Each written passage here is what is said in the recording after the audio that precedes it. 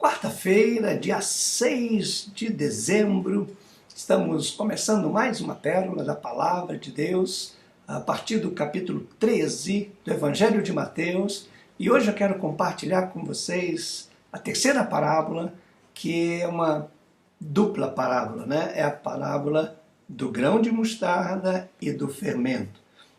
Jesus contando essas duas parábolas, e ela diz que o grão de mostarda, uma analogia, o menor de todas as sementes e produz a maior de todas as hortaliças dentro, claro, da sua própria espécie. E o fermento, que pouquinho que seja, ele leveda toda a massa que se coloca. E Jesus diz o seguinte, a partir do versículo de número 34, tudo isso disse Jesus por parábolas à multidão, e nada lhes falava sem parábola, para que se cumprisse que fora dito pelo profeta, que disse, abrirei em parábolas a boca, publicarei estas coisas ocultas desde a criação do mundo.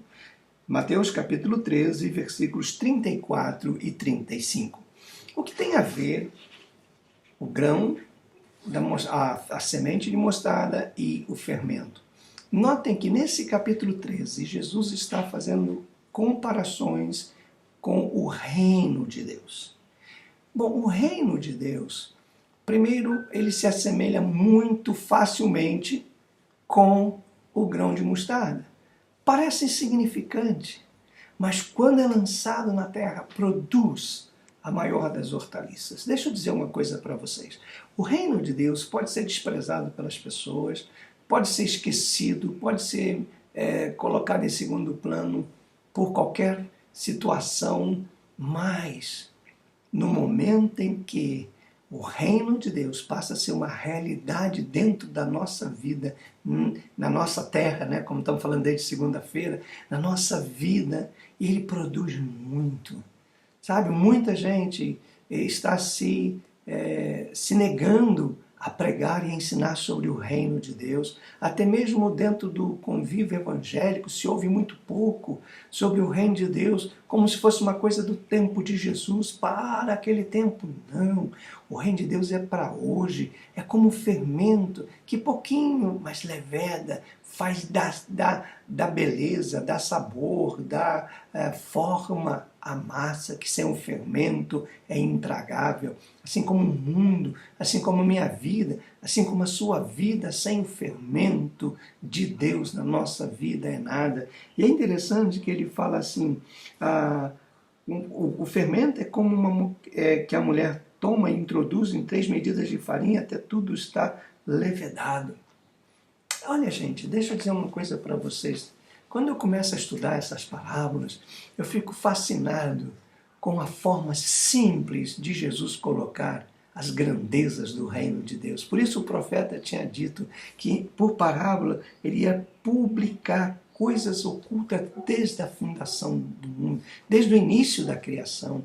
Quantas vezes nós temos desprezado esses ensinamentos do reino de Deus e achamos que vamos pregar sobre o Antigo Testamento, o Novo Testamento, sobre as doutrinas de Paulo, sobre as revelações. É muito bonito, mas isso é o edifício, a base, o fundamento, são os ensinamentos de Jesus, os princípios do reino de Deus.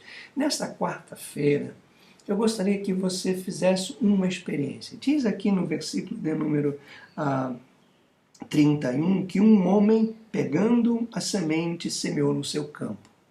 E no versículo de número 33 diz que uma mulher toma e introduz 3 medidas de farinha até que tudo seja levedado. O que eu quero dizer? Que aqui os desafios são para o homem e para a mulher. Que você, como homem, semeie.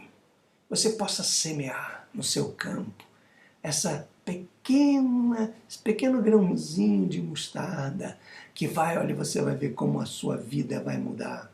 Semeie no seu trabalho. Semeie essa palavra de Deus. Acredite nesta palavra. Produza isso na sua vida, semeie, comece a semear. Tem muita gente falando que a semente é o dinheiro. Pode até ser, mas nesse caso aqui não. É a palavra, é a preciosidade. E você, mulher que me ouve, semeie no seu dia a dia, junte o fermento, 3 medidas, insista, faz até ver que tudo está. Não desanime, não desista, persevere. Você vai ver a massa crescer e a glória de Deus se manifestar na sua vida. Ok, tenha uma linda quarta-feira e até amanhã com mais uma pérola da Palavra de Deus. Amém.